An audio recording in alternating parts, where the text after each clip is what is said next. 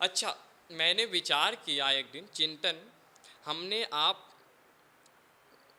हमने आज विचार किया हम हर रोज़ कुछ ना कुछ चिंतन किया करते हैं, रोज़ एक विचार ढूँढा किया करते हैं। आज हमने एक विचार किया, आज हमने एक चिंतन किया, बैठे हुए थे, चिंतन कर रहे थे कि देखो यदि किसी को जुखाम है, सर्दी है तो उसे डॉक्टर ठीक कर सकता है। किसी को टीबी की शिकायत है तो किसी को टीबी की बीमारी है तो डॉक्टर उसे ठीक कर सकता है।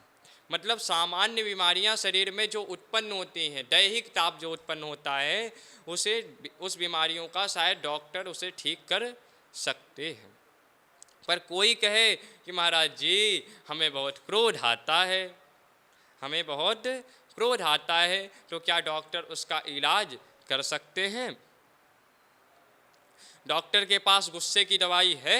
बताओ, दुनिया में किसी डॉक्टर के पास कोई व्यक्ति कहे महाराज जी हमें बहुत लोभ आता है, हमें कोई दवाई दे दो।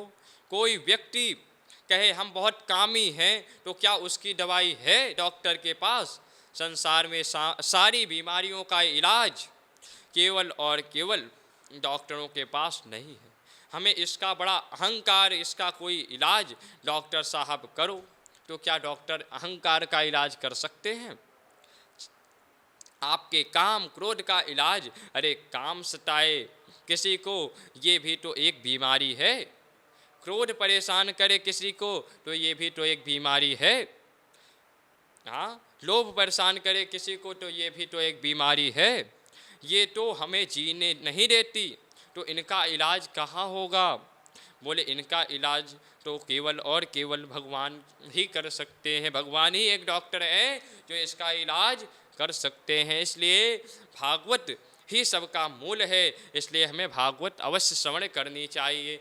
जो व्यक्ति भागवत कथा सुनता है वह अवश्य ही अपने सारी समस्याओं का समाधान स्वतः निकाल लेता है।